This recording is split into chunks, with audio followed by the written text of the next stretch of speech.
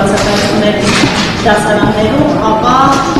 նաև հեռավար ուսուցման կազմեն աշակերտները։ Ուզում եմ հասկանալ, թե այս բանի ինչ իրավիճակով կան անցել դպրոցներ, որոնք այս վիճակով պայմանավորված անցել են հեռավար ուսուցման։ Տեսեք, ունենք ակտիվացում սուրշնչական վարակների մասով, թե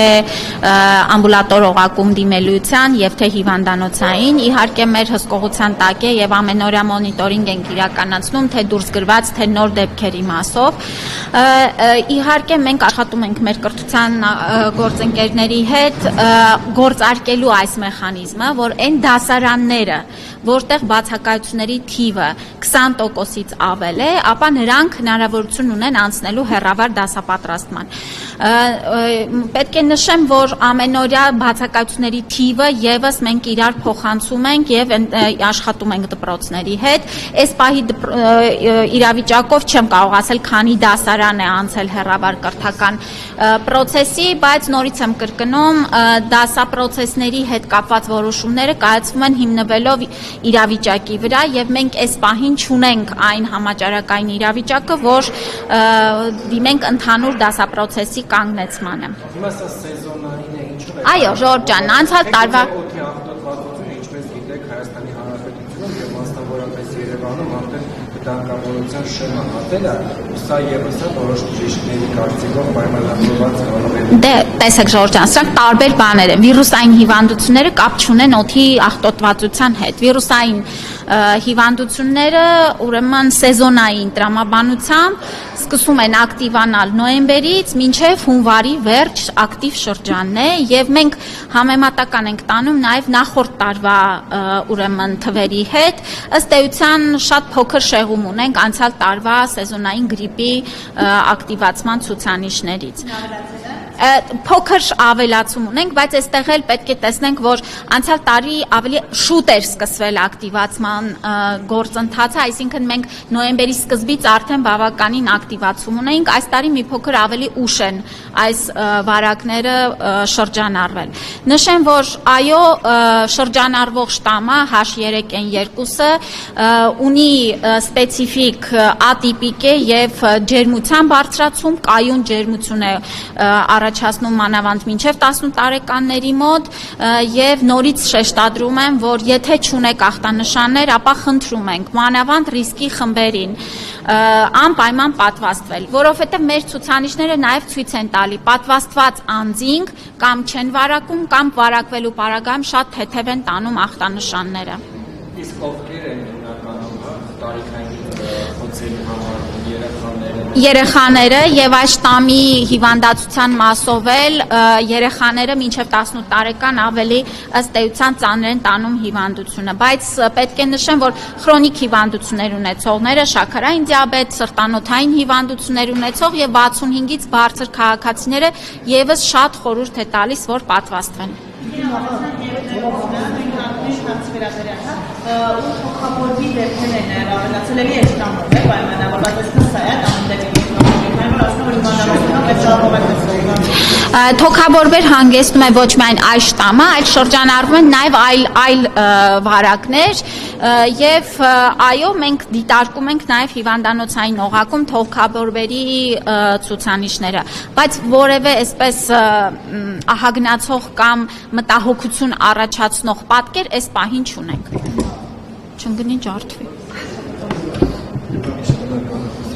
Դիկին նախարար, իսկ տեղեկությունները դրանք Սինգապուրյան, եթե չեմ սխալվում, վիրուսը տարածված, դա ինչքանով է։ Դե ես շտամի անունն եմ հնչեցնում, չգիտեմ ինչ անուններ դրան հավելյալ տալիս են, շրջանառվում է H3N2 ատիպիկ գրիպը։ Չեմ լսել, որ դրա անունը Սինգապուրյան են ասում, մեկ Հոնկոնգ էին ասում, Հոնկոնգյան գրիպ։ Հա, դե տարբեր բրենդներ են տալիս։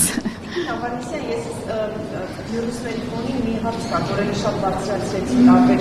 քաղաքացիներ, ես կուզեի դրան անդրադառնել, խոսքը առաջին է բուժօգնության տրամադրումը, երբ որ հիվանդը երեխային տեղափոխում է հիվանդանոց, ոչ թե պոլիկլինիկա, հիվանդանոց եւ այդ խորհրդատվությունը վճարում է ենթադրում, կարծեք 10,000 դրամ, թե բոլոր տեղերից թիվներ, թե ոչ։ Ինչ որ մի փուլում այս վճարումը չկար, չգիտեմ, չէին վերցնում թե ոնց է, բայց չկար։ Ես դժգոհությունները շատ են, որ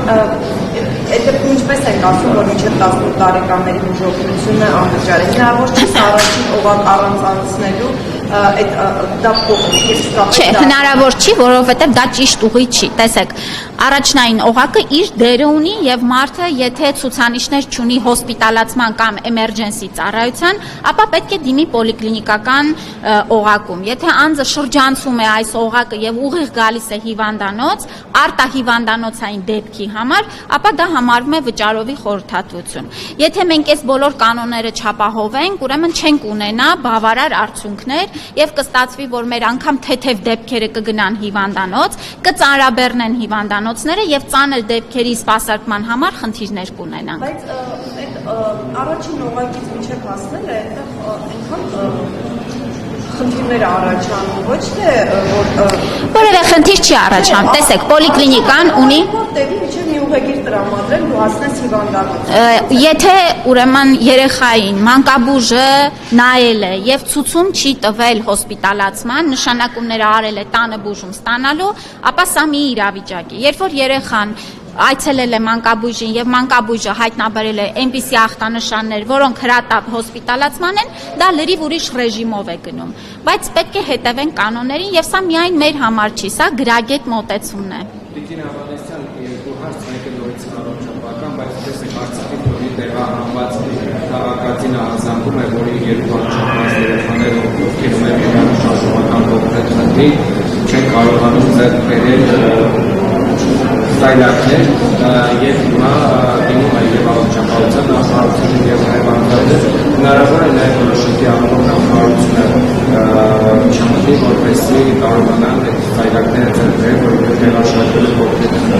այդ երկու երեխաները կամ կոնտակտները, որոնք բարձրացված են կնոջ կողմից սոցիալական ցանցերում, ասում են, որ կոնկրետ հաշտարման հանդիպումը, որ Արցախից են պետք է տեղահանությունը հնաց չի տալիս եւ ուղղորդում է տարբեր գերատեսչություններ։ Չկա նման բան, չի կարող նման բան լինել։ Իհարկե սայլակների տրամադրումը իրականացնում է սոցիալ նախարարությունը, բայց ես կխնդրեմ կոնտակտները փոխանցեք, ես անձամբ կզբաղվեմ անպայման։ Եվ երկրորդ հարցը արդեն ներքաղաքական դուք Նիկոլ Փաշինյանի Գյումրիում ելեչում սպասում պատարագի մասնակիցն է։ Նախ ինչպես է գնահատում այն հանգամանքը, որ պատարագից մեկ օր առաջ եկեղեցու դռները փակվում են հացեին, ոչնձով կապարակում խմում են, այդ դեպքում տալիս մարդիկ սովորական մոտեն եւ պարզապես այդ պատարագը ծառայեցվում է քաղաքական վերնախավին։ Պատարագը չի կարող ծառայեցվել վերնախավին, պատարագը մատուցվում է եւ ուղղված է Աստծուն, Հիսուս Քրիստոսին եւ ոչ մի քաղաքական ենթատեքստ չի կարող ունենալ։ Անվտանգության միջոցառումների առումով չեմ կարող պատասխանել, այո, գուցե երկրի քաղաքական վերնախավի ներկայությունը ուրեմն ենթադրում է անվտանգային որոշակի գործողություններ միջ այդ այցելությունները։ Չեմ կարծում այստեղ որևէ խնդիր կա։ Ինձ հայտնի չի նման տվյալ, դրա համար չեմ կարող մեկնաբանել։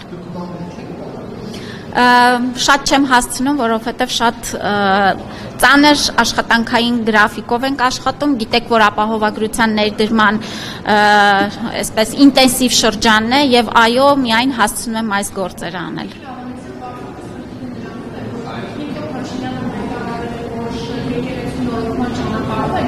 Բայց այդ պատարագներին, որտեղ Նիկոլ Փաշինյանը մասնակցում է, ամենևստեյության խախարում է քաղաքացիների հոգևոր պատարագի մասնակցելու իրավունքը, գալիս է պատարագ։ Որ իրավունքը։ Այն մասով, որ մարդիկ չեն կարողանում հաղորդակցել, ամենևս ասում, որ հիմա երբ որ վեհապարի անունը պիտի ինչի հնչեցվում, այն քաղաքացիները, ովքեր ուզում են հնչեցնել, եկեղեցուց դուրս է ձեզ օրինակ այդ տեսարանները հաճելի է, որ կադրում են երևում է եւ վերևից քաղաքացիները, ովքեր հնչեցին Շիրակի թեմի առաջնորդն անունը վեհապար հայապետի, բոլորը կտրվել եւ նայում են այս քաղաքացիների բոլորը չէին պատտվել, ես իմ մասին կարող եմ խոսել, որ ինչպես ընթացքը գնում էր պատարագի, այդպես էլ գնում էր։ Այո, որոշ քաղաքացիներ փորձում են նաև այսպես քաղաքական ուրեմն ենթատեքստ ունեցող հայտարարություններ բարձրաձայնել եկեղեցու ներսում, ինչը նաև պատարագը շեղելու եւ դրանից հայացքները տանելուն է ուղղված։ Կարծում եմ, որ այս սադրիչ գործողությունները իհարկե հաճելի չեն, բայց նաև ըստ էության իշխանությունը շատ տոլերանտ է վերաբերվում այս ամեն ինչին եւ մեր քաղաքացիների ոչ մի իրավունք չի խափանվում։ Այլ հակառակը, ես նշեմ, որ քաղաքացիների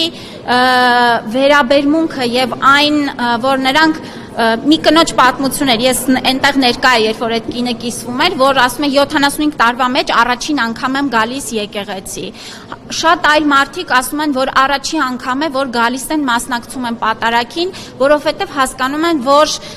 այս հոգևոր նորոգման ճանապարհին հավատում են եւ աջակից են։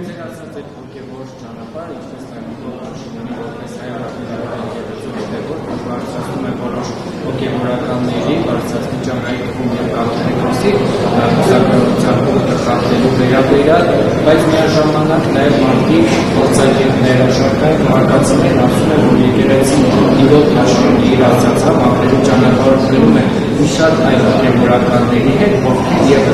որոնց վերաբերյալ եւս ոչ միայն մամուլում, այլև ազատ իվոտ աշխարհի կողմից եղել է բարձրացաններ նախին հավասար քրանի վերաբերյալ հիշում նրա հայտնի եւ ինտերնետի սիրուհիներ ունենալու, երեխաներ ունենալու, նաև մի քիչ առաջ տելեգրամյան ալիքներից մեկում տարածվեց նույն Նիկոլ Փաշինյանի համար պատարագ մատուցած հոգևորականը ներողություն ստիպի զարգացումը։ Ես կարծում եմ, որ տեսեք նույն ուրեմն Կճոյանի Սրբազանի կողմից որոշակի դիրքորոշում է արտահայտվել եւ զղջման եւ սա էլ պետք է գնահատել, իսկ հաջորդիվ տեսեք շատ հետաքրքիր է, որ դուք միայն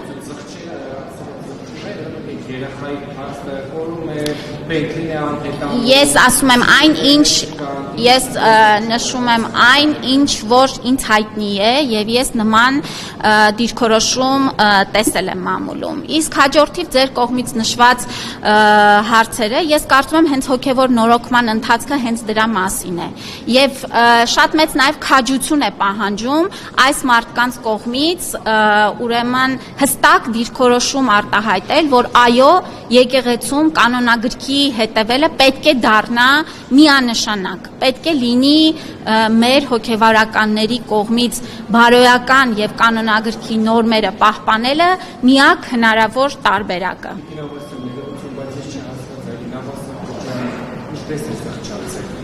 Եթե ծանոթանաք իր կողմից ներկայացված եւ ոչ միայն իր, այլ այլոց կողմից ներկայացված նյութերին կտեսնեք։ Այսինքն որ հայտարարությունը տարածել դա Ես չեմ կարող մեջ բերել հայտարարությունը, բայց նորից ասացի, եթե ծանոթանաք կտեսնեք։ Այսինքն արդեն քաղաքական իշխանության համար խնդիր չի նրա տեղնիկ ունենալ սիրուհի երեխաներ Ես ասացի այն ինչ կարող էի ասել,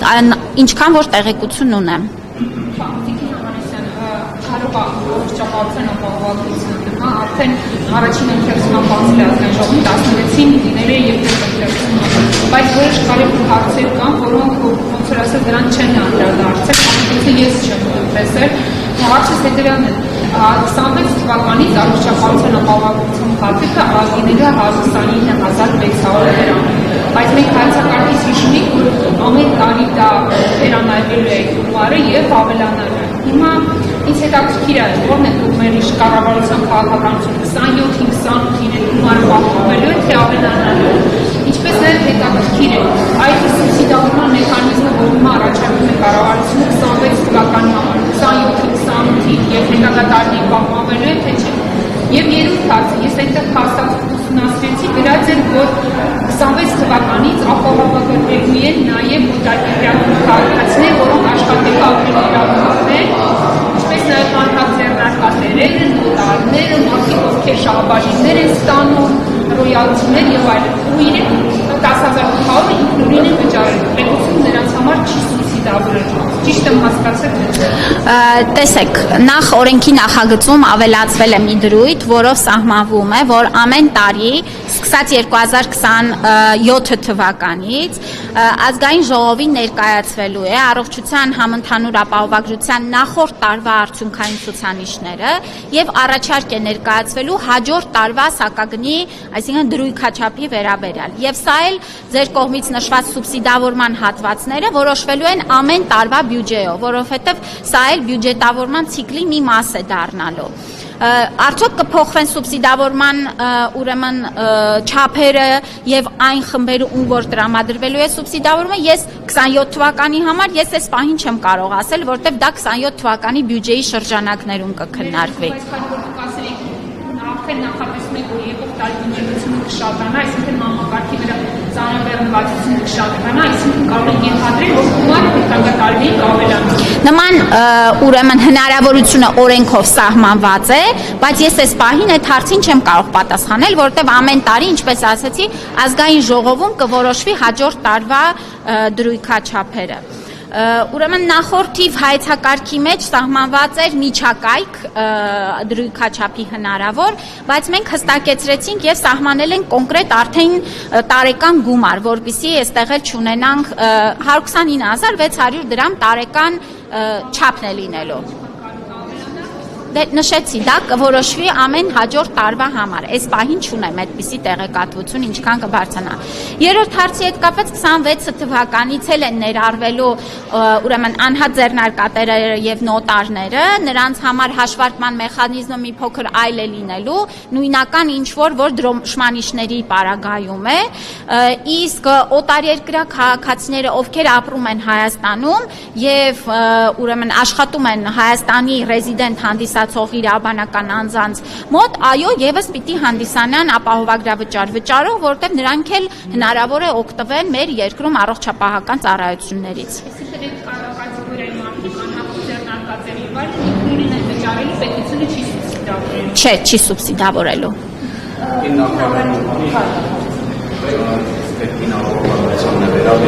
Մարդը աշխատում են քանի տեղ եւ նրանց ստացած աշխատավարձը գումարային առումով երկարացնում է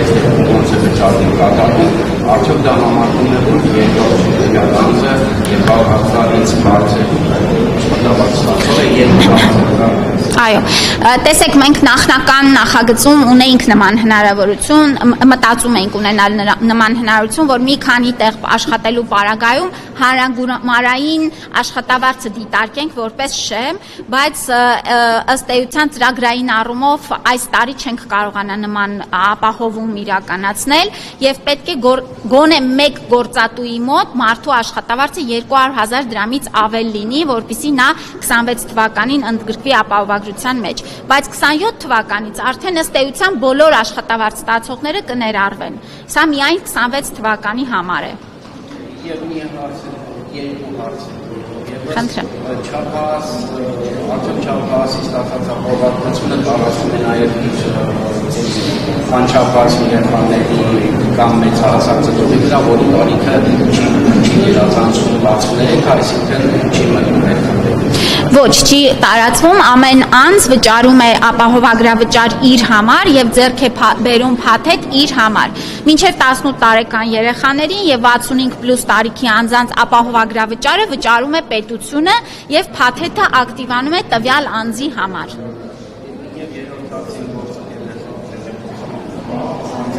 Հունվարի 1-ից առողջապահական գործակալության փոխարեն աշխատանքի ապահովագրական հիմնադրամը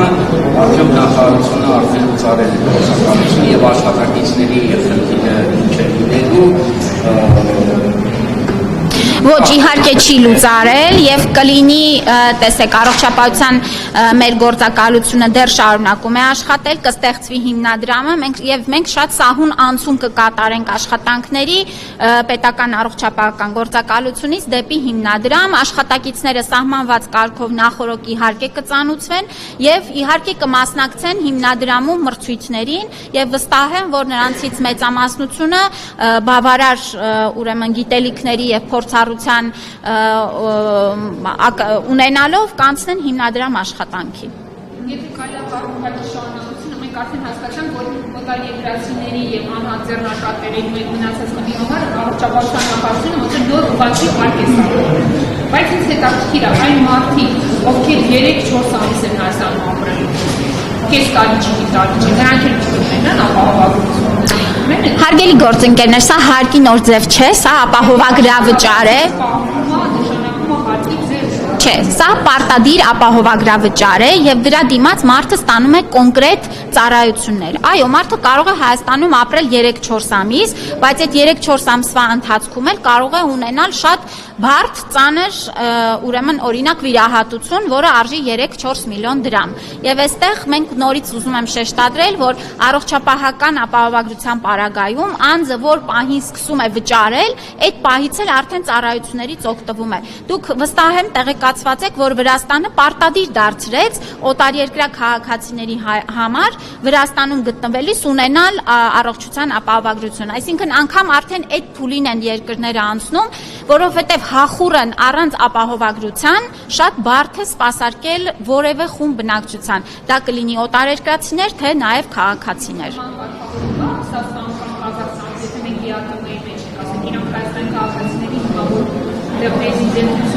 Տալիս էին ապահովագրության մինիմալ քարտեր։ Հիմա իրանք են միանում քաղաքացիներին տեղացել, որ պարտադիր եկեք վճարեք դրանք։ Իրենք էլ միայն վճարման պարագայում էին ստանում այդ իրենց երկրի համապատասխան եւ եթե տվյալ երկիրը սուբսիդավորում էր, տարբեր երկրներում տարբեր են կանոնները, սուբսիդավորման չափերը եւ այս դեպքում էլ գործում է երկկողմանի պայմանագրերը եւ կտեսնենք ամեն երկրի հետ ինչ պայմանագրային հարաբերություններ ունենք։ Վարչապետը հայտարարում է, որ մեզ պետք չի կաթողիկոս, որը ներմարվի կամ իզերվեցի օտարերկրյա լեյտենանտների։ Մյուսը մասնակ սա արդյոք տեղեկություն է, որ ինչ կանությունը տիրապետում է, որ օրինակ վեհապարը օտարերկրյա կառույցների զեկույցներ է ներկայացնում։ Վարչապետը իր խոսքում շատ հստակ էր, ազգային ժողովում էլ այս մասին խոսել եւ այս ուրեմն տեղեկատվությունը վերաբերում է կոնկրետ անձի, դա վեհապարի եղբոր մասին է եւ չգիտեմ ինչ ավելացնեմ։ Հստակ էր, որ այս տեղեկությունը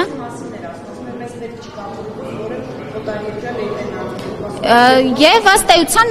գնահատականը դա էր, որ մեր թե կաթողիկոսը եւ թե մյուս եպիսկոպոսները եւ հոգեվոր հայրերը պետք է լինեն Հայաստանի շահը սպասարկող, Հայաստանի ժողովրդին հավատարիմ անձինք եւ սա է մեր դիրքորոշումը։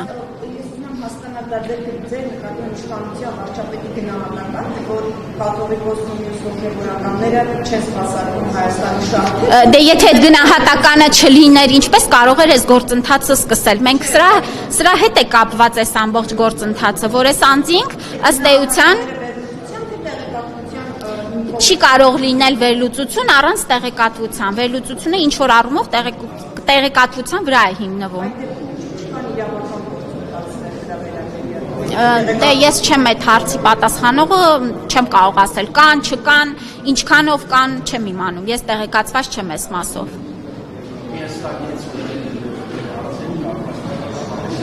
Ապահովագրական գործակալությունը եւ ապահովագրական հիմնադրամը Հիմնադրամը ունի այլ կարգավիճակ, այն հիմնադրամ է, գործակալությունը ուներ ուրեմն առողջապահության նախարարության ոչ թե ենթակայությամբ, այլ կազմի մեջ էր գործում։ Իսկ սա լինելու է առանձին կառավարության կողմից հիմնադրված կառույց եւ սպասարկելու է ապահովագրության ամբողջ գործընթացը եւ իհարկե մինչեւ 2029 թվականը նաեւ պետական պատվերի հատված, այսինքն ամբողջական սպասարկումը իրականացնելու է հիմնադրամը։ Որը վերահսկվում է կենտրոնական բանկի կողմից։ Տեսեք հիմա մասնագետները ինչ են ասում, Հայաստանի կազմաշուկայական տնտեսությունից անցել է կատարում վարչահրամայական տնտեսությունը, ինչա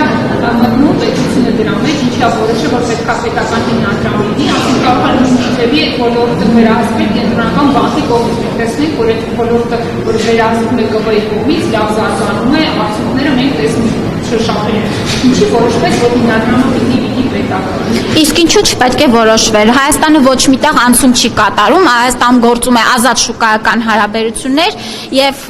կարող ենք ասել, որ ամեն տարի այդ շուկայի ազատականացման պայմանների պաշտպանների թափանցիկության եւ հավասար հնարավորությունները ավելանում են։ Շատ երկրների օրինակ է, երբ որ առողջապահական ապահովագրությունը, պետական բազային փաթեթը, այո, սպասարկում է պետական հիմնադրամ։ Սա հանրային շահ է եւ հանրային բարիք է եւ մեր կարծիքով այս պահին Հայաստանի տնտեսական, առողջապահական ցուցանիշները ցույց են տալիս, որ այս մոդելը ամենաարդյունավետն է լինելու։ Իսկ մասնավոր ապահովագրական ընկերությունները շարունակելու են աշխատել։ Դուք նաեւ տեղեկացված եք, որ վերջերս ավստրիական շատ խոշոր ապահովագրական ընկերություն Հայաստանում ներդրում իրականացրեց, սա եւս խոսում է այն մասին, որ առողջության համընդհանուր ապահովագրության համակարգը նպաստում է Հայաստանում ընդհանուր առմամբ ապահովագրական շուկայի զարգացմանը։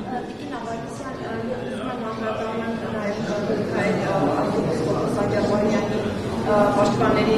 դիմումի մի քանի դիմումներ է ստացվել այսքան ես կողմից ներկայացրել ձեր ենթակայության գործողուակի եւ ստեղծյան մինչեւ այս բանը հնարավորություն չի ստացել եւ նախընտրած հաստատությունը անցնել նախ խնդրեմ բացատրեք ինչու եւ ինչու է եւ առհասարակորեն այս մոտեցումը ձեր փոխվի եւ ինչու մի բայ նրանք իրականից իրական շուկական կենտրոնում։ Ես պետք է ասեմ, որ մեր անազատության մեջ գտնվող բոլոր անձինք օգտվում են հավասար կերպով անհրաժեշտ բուժօգնությունից եւ չկա որևէ մի անձ այսօր կատարողական հիմնարկում, ով անհրաժեշտություն ունի բուժզնման, սպասարկման, վիրահատության, որը ինչ որ կերպով սահմանափակված է նրա իրավունքը։ Ես սա բացառում եմ, սա իմ անձնական եւ մեր համակարգի հստակ վերահսկողության ներքո է։ Գալով կոնկրետ դեպքին, մենք այսօր ենք ստացել նման ուրեմն դիմում եւ միանշանակ կդիտարկենք օրենքով սահմանված ընթացակարգերով,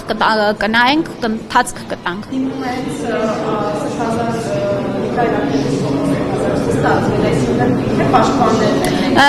Պաշտպանների կողմից է ներկայացվել։ Մենք նախորդ անգամ դիմում չենք ստացել, որը որ համապատասխան ընթացակարգերի ենթադրել է այն պահանջը, ինչ որ նոր հնչեցվում է։ Մեր կողմից տեսեք, քրեակատարողական նայեք, քրեակատարողական հիմնարկում գտնվող անձի բուժ սպասարկումը իրականացում է որոշակի ընթացակարգով։ Դիմումներ են եղել եւ այսպես առաջարկներ են եղել պատշաճ բուժօգնություն կազմակերպելու, որը առանց այդ դիմումների էլ կազմակերպվում էր։ Հարցը վերաբերվում է կոնկրետ բժշկական կենտրոն գնալու հետ եւ սահմանված կարգով դիմելու, այս մասին եմ խոսում, որ նոր ստացել ենք նման դիմում։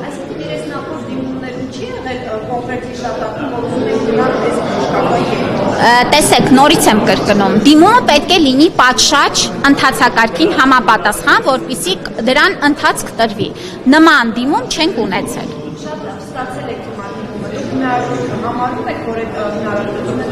Իհարկե, իսկ ինչու չեմ համարում։